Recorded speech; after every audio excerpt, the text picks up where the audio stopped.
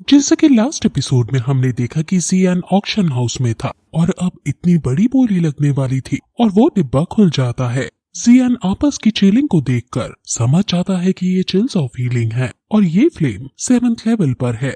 उसका टीचर बताता है कि पैंसी को रिफाइन करना बहुत ज्यादा डिफिकल्ट है और जब वो रिफाइन हो जाता है तो हेवन और अर्थ के विजन्स आते हैं।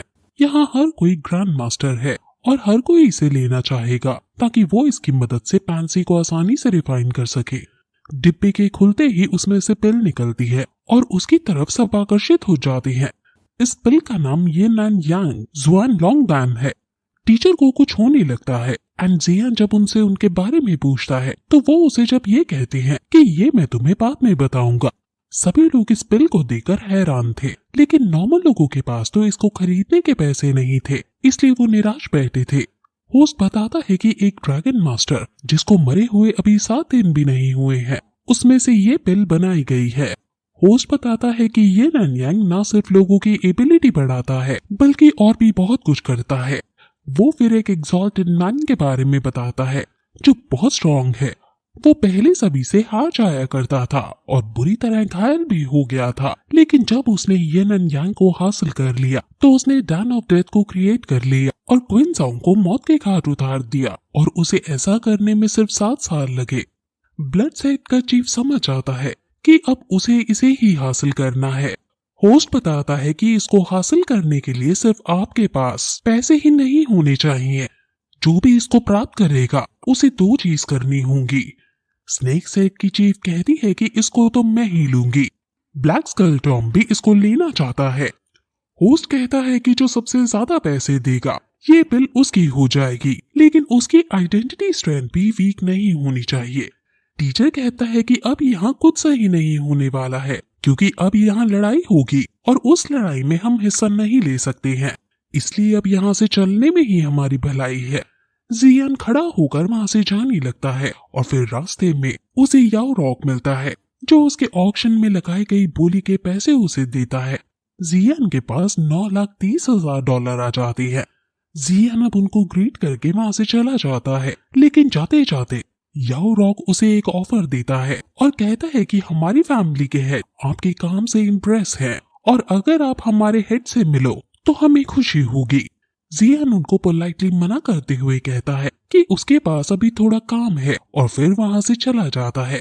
अब याओ रॉक अपने हेड के पास जाता है और कहता है कि इसने एक साथ 2 ग्रीन स्पिरिट एक्सेलियर क्रिएट कर लिए हैं। जरूर ये कोई महान एल्केमिस्ट है। हमें इसका पीछा करके इसके बारे में जानना ही होगा। अगर हमें इसके जैसे महान एल्केमिस्ट मिल जाते हैं तो हमारी फैमिली फिर से ब्लैक लिस्ट में आ जाएगी। अब फिर हेड उसको ये नैनयांग को सावधानी से टेक ओवर करवाने को कहता है। अब जियान जब वापस जा रहा था तो वो नोटिस करता है कि कुछ लोग उसका पीछा कर रहे हैं, लेकिन जियान को जब ये बात पता चलती है तो वो उनको चकमा देकर उनकी आंखों से ओझल हो जाता है और फिर टीचर कहता है कि हमें अगर वो हासिल करना है तो हमें उसे पहले पकड़ना होगा और इसके लिए सिर्फ सही मौके का इंतजार करना है। स्कम का पीस हमें जरूर प्राप्त हो जाएगा। वही ये नैनयांग स्नेक सेक्ट को प्राप्त हो जाता है और स्नेक सेक्ट बॉडीगार्ड्स के साथ वापस अपने सेक्ट में जाने लगती है, लेकिन वो बहुत ज्यादा सावधानी से आगे बढ़ रही है क्योंकि उसके पास बहुत बहुमूल्य खजाना है। वो अपने बॉडीगार्ड्स को अलर्ट कर देती है, लेकिन कई सारे बैट्स उन पर नजर रखे हुए हैं। स्नेक सेक्ट भाग भाग कर अपने सेक्ट में जा रहे हैं, लेकिन तभी अचानक उन्हें कुछ होने का अनुभव होता है और चीफ अपने स्नेक को उनके पीछे भेजती है। तो वहाँ ब्लड सेक्ट का सेनापति था और अब उनके बीच फाइट होने लगती है। उनके ऊपर कई सारे तीर चलाए जाती हैं। उनके बीच फिर बहुत ज्यादा आइकॉनिक लेवल की फाइट होती है। जैसे हमने फाइट जियामा एम्पायर के अंदर देखी थी, ये वैसी वाली फाइट नहीं है। उनके पास कुछ डिवाइन एबिलिटीज और फ्लेम्स हैं जिनका ये यूज करते हैं। ब्लड सेक्ट का सेनापति उसे ये नैनयांग के बदले उनकी जान बख्शने को कहता है, लेकिन वो नहीं मानती और दोनों में फाइट शुरू हो जाती है। ब्लड सेक्ट बहुत ज्यादा शक्तिशाली था और ब्लड सेक्ट के लोग स्नेक सेक्ट के सैनिकों को बहुत बेरहमी से खत्म कर रहे थे। स्नेक सेक्ट की चीफ को छोड़कर स्नेक सेक्ट के सभी लोग अब घायल हो चुके हैं और सेनापति फिर से चीफ से पूछता है कि अभी भी टाइम है, अपनी जान तुम बचा सकती हो। चीफ उसकी नहीं सुनती और वो अपनी तलवार लेकर सेनापति पर हमला कर देती है। वहीं जियान भी इधर ही आ रहा था और टीचर बताता है कि मुझे अपने आगे कई सारे ताकतवर लोगों के होने का एहसास हो रहा है। स्नेक सेट की चीफ काफी ज्यादा स्ट्रॉन्ग है और वो ब्लड सेट के सैनिकों को एक ही बार में मारते हुए आगे सेनापति की तरफ बढ़ रही है। लेकिन सेनापति भी अपनी डिफेंस टेक्निक का यूज करके उससे बचता है और दोनों की पार आपस में क्लैश करने लगती हैं।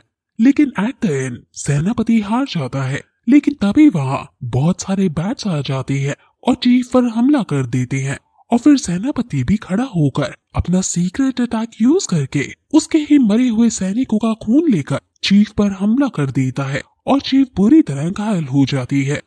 ये देखकर चीफ काफी हैरान है और पूछती है कि आखिर तुम चीज क्या हो। सेनापति कहता है कि हमें ये नंग्यांग ज्वांग लॉन्गटैन सौंप दो, हम तुम्हें छोड़ देंगे। जियान उन्हें छुपकर देख रहा था और उसके टीचर कहते हैं कि बस मेरे ऑरा के साथ अपनी ब्रीदिंग को मैच करो, इससे वो तुम्हारे ऑरा को नहीं देख पाएगा। अब वहाँ ब्लड सेट का चीफ आता है और कहता है कि अब जरूर मेरे फादर मुझसे खुश हो जाएंगे।